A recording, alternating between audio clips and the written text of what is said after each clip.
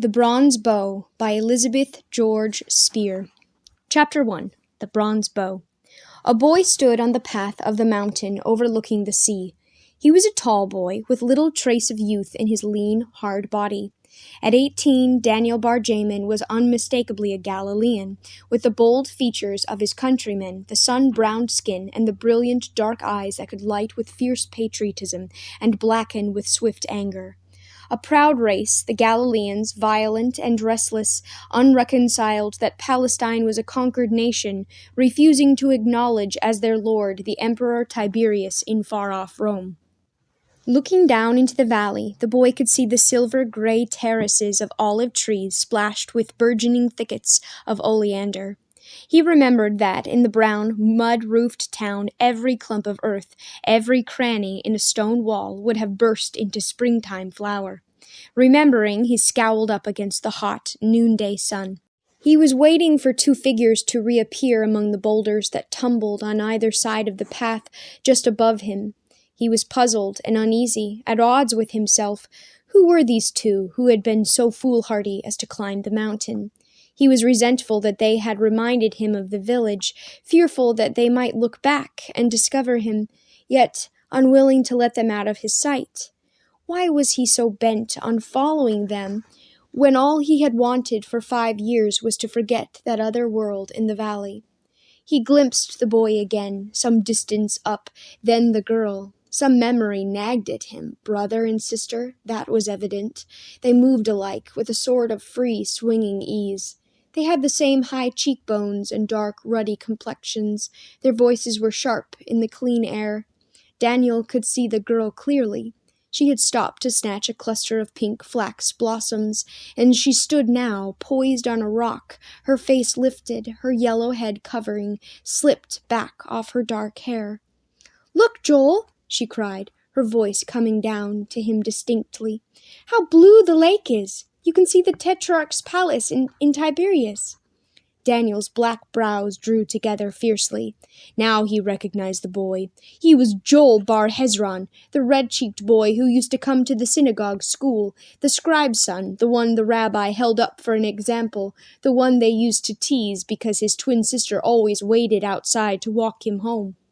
She had an odd name, Malface. 5 years ago that was, and Daniel could still feel the hurt of seeing her waiting there outside the school while his own sister— "We're almost there," the boy's voice rang out. The girl sprang down from the rock. The two flicked out of sight, sending a quick hail of pebbles bounding down the path.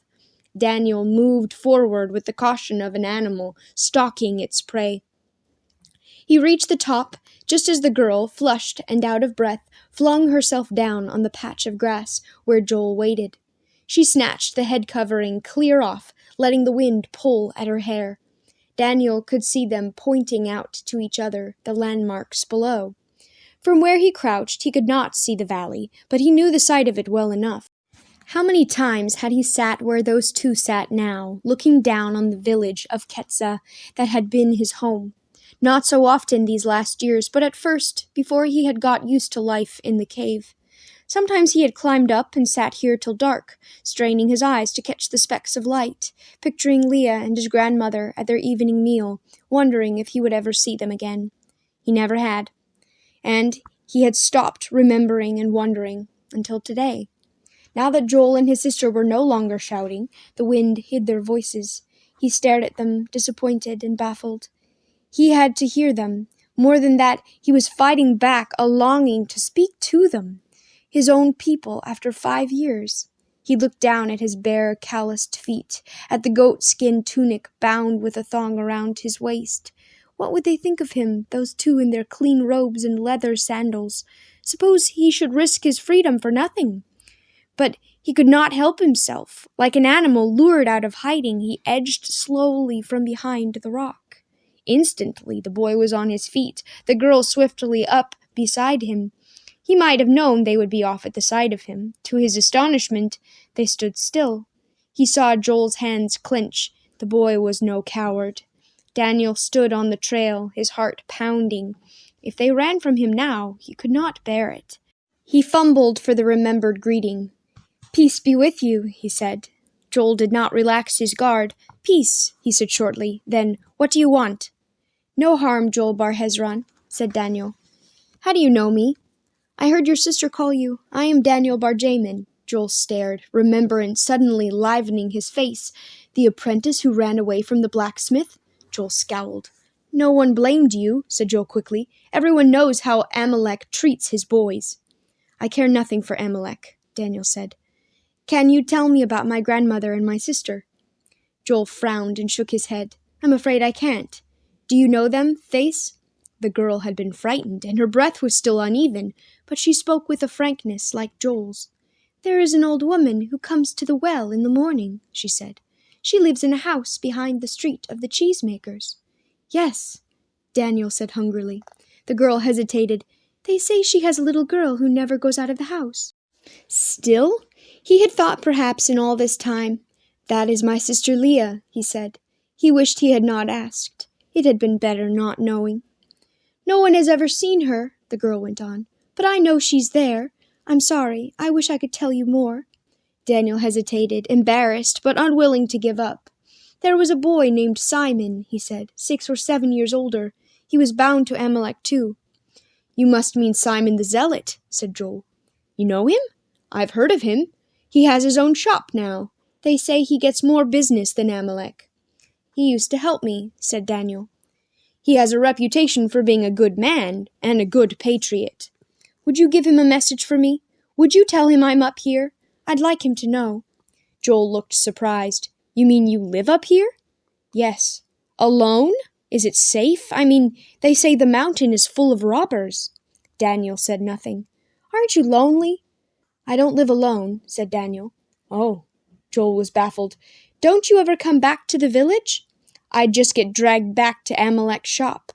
"I suppose so. Yes, I'll tell Simon, of course. How long since you ran away?" 5 years about. Simon will remember me, though." The girl spoke, in a straightforward voice that matched the look in her eyes. 5 years? Do you mean your grandmother hasn't known where you were in all this time?" Daniel looked at the ground, his lips tightening. "Tomorrow, when she comes to the well, can I tell her I've seen you?" Daniel looked back at her with resentment. He had long since managed to quiet his conscience, and he did not like having it stirred up again. "If you like," he said. He felt angry at himself now and disappointed. Why had he given himself away after all these years? What had he expected? There was nothing more to stay for. "You'd better go back," he said, turning away. "You shouldn't have come up here." "Why not?" asked Joel, looking not at all alarmed. "I'm warning you. After this, stay in the village." He walked away from them. "Wait," called Joel. He looked at his sister with a swift question, and she nodded. We brought our lunch. Will you eat it with us?" The blood rushed up in Daniel's face. He had not asked for their charity. "It's not much," Joel said, "but we'd like to talk to you some more." Was it possible this boy had made the offer in friendship? Slowly, like a wary animal, Daniel took a few steps back and let himself down on the grass. From the pocket of the wide striped girdle that bound her waist, the girl pulled a neatly wrapped bundle. Joel produced a small flask, which he handed to his sister, then sat down and solemnly held out his hands. With astonishment, Daniel watched the girl pour a little stream of water over her brother's hands, hand-washing before a meal. He hadn't given a thought to it for 5 years. He wouldn't have imagined that even a scribe's son would carry water all the way up the mountain just to observe the law. Then the girl turned toward him. He saw the question in her eyes, and the slight shrinking, and a stubborn pride stiffened him. He was a Jew, wasn't he? He held out his hands and watched the drops trickle over his blackened knuckles, embarrassed, thinking how the men in the cave would hoot if they could see him. The girl unwrapped the bundle and made 3 small piles, equal piles, he noticed, not skimping herself the way his mother used to do. Then Joel spoke a blessing, and they handed Daniel his share, a few olives, a flat little loaf of wheat bread, and a small honey cake, whose taste his tongue suddenly remembered from childhood. For the first time, Daniel felt his tight muscles begin to relax. His eyes met Joel's, and the 2 boys studied each other without hostility. "Why did you come up here?" Joel asked, wiping the last crumb of cake off his chin. In some way the food had made it easier to speak. "I knew there were caves up here," Daniel answered. All I wanted was a place to hide where Amalek couldn't catch me. But I couldn't find any caves, and I wandered around for 3 days, and then a man found me. He thought of how Rosh had found him lying flat on his face, starving, half frozen, his back still raw from the last flogging.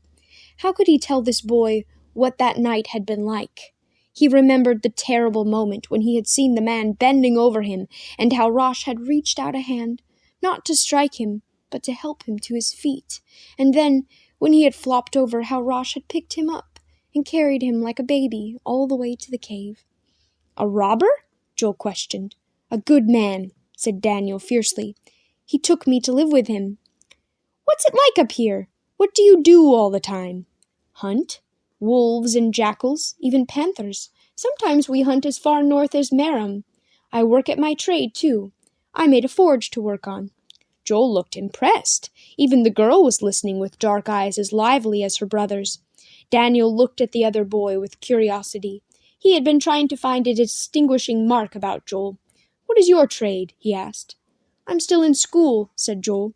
"I'm going to go on to be a rabbi, probably. But I studied sandal making, too. I could earn my living at it, but I'm sorry for the man who has to wear my sandals." Daniel nodded.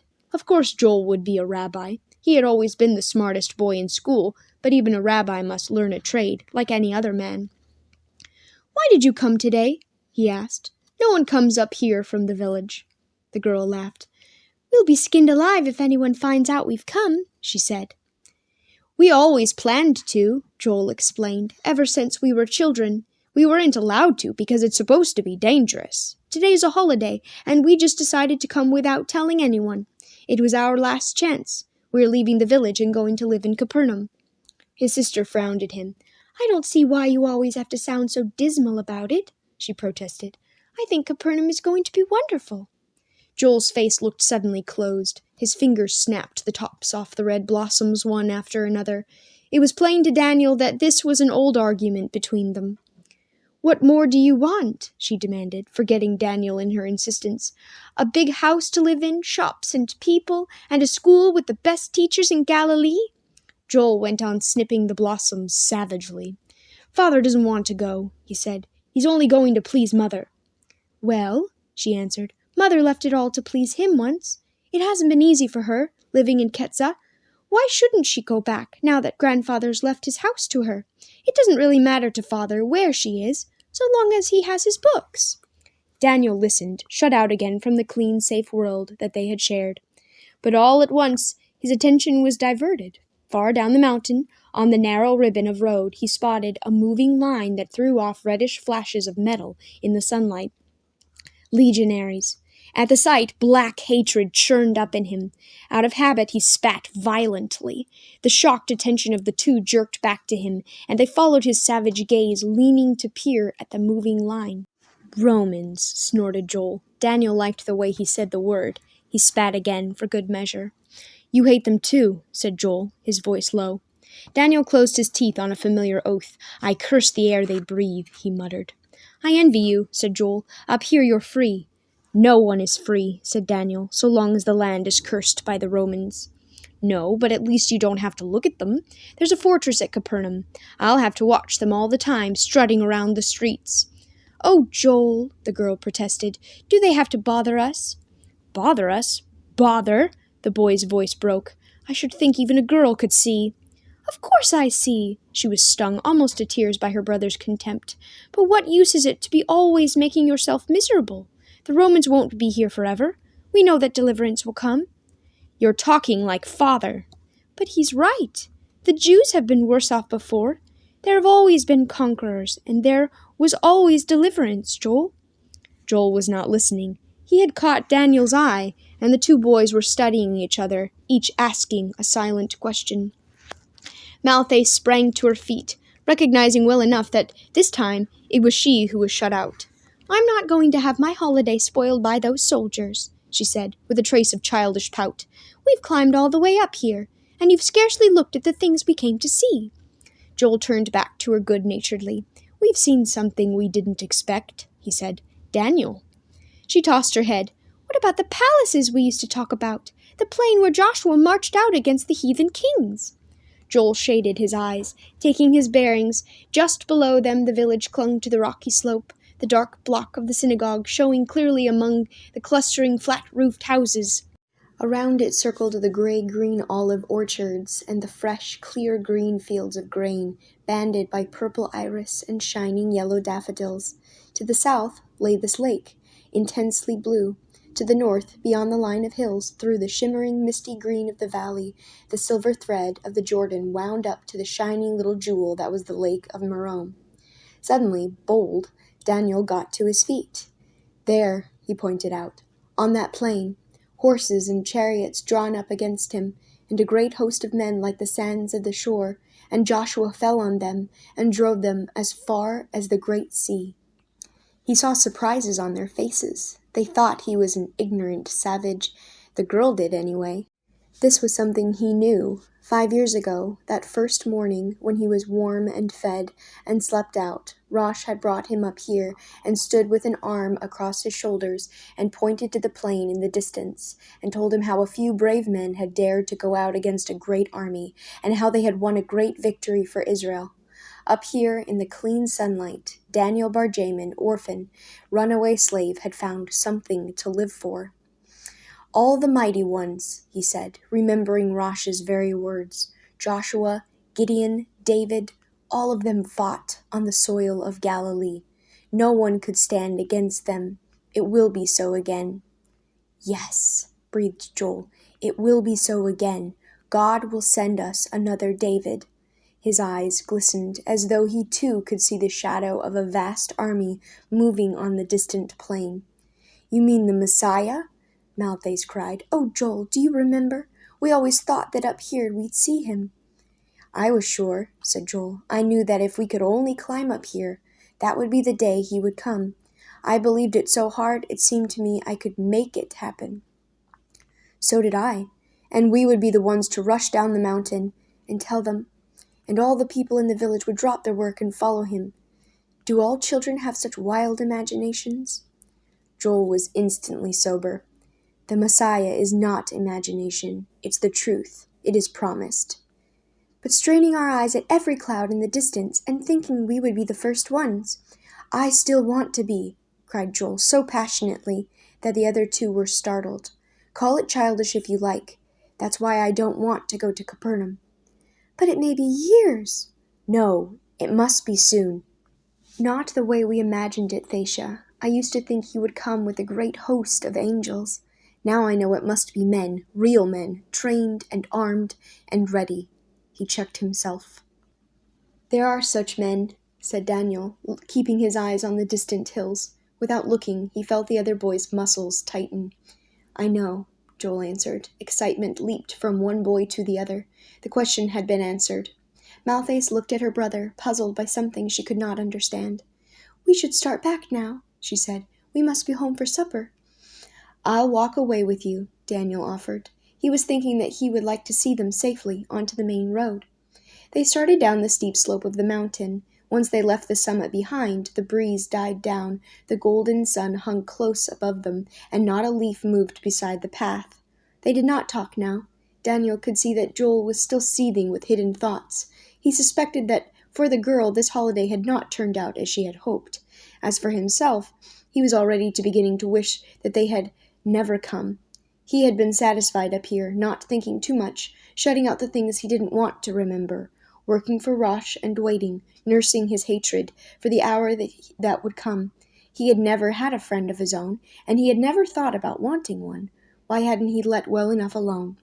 Malthus was impatient now. Probably her conscience was beginning to trouble her. But Joel lingered, trying deliberately to fall behind. When his sister was distracted by a clump of myrrh blossoms just ahead, he spoke half under his breath. There was something else I hoped for when I came up here, he said. I've heard that Rosh the outlaw lives on the mountain. I hoped I might be lucky enough to see him. Why? He's a hero to every boy at school, but no one has ever seen him. Have you? Daniel hesitated. Yes, he said. Joel stopped to the pathway, forgetting his caution. What I'd give! Are the things they say about him true? What do they say? that he fought beside the great leader Judas when they rebelled against the Romans at Sepphoris, and that when the others were crucified he escaped and hid in the hills. Some men say he's nothing but a bandit who robs even his fellow Jews, but others say he takes the money from the rich and gives it to the poor. Do you know him? What is he really like?" No caution in the world could hide the fierce pride that rushed over Daniel. "He's the bravest man in the world. Let them say what they like. Some day every man in Israel will know his name." "Then it's true!" cried Joel. "He's raising an army to fight against Rome. That's what you meant up there, isn't it? And you are one of them. I knew it." "Rosh is the man I told you about, the one who found me. I've been with him ever since. I envy you. I've dreamed of joining Rosh." "Then come. No one could find you up here." Malthus had stopped and turned back, waiting. Joel looked down at her and made a small, helpless gesture. "It's not so simple as all that," he said. "My father—" "Oh, Joel, why are you so slow? What are you talking about?" The girl stood in the pathway, her arms full of crimson blossoms, her dark hair, still uncovered, falling about her shoulders, her cheeks flushed with the sun. If he were Joel, would he run away? Daniel wondered suddenly. Suppose his father and mother waited, with the lamps lighted and a good supper laid out. Suppose he had a sister who could run to the top of the mountain with him and be scarcely winded. Then abruptly he stopped wondering. Just below Malthus he caught sight of another figure. In the middle of the trail, blocking their way, stood one of Rosh's sentries, Ebal, waiting for them to come down.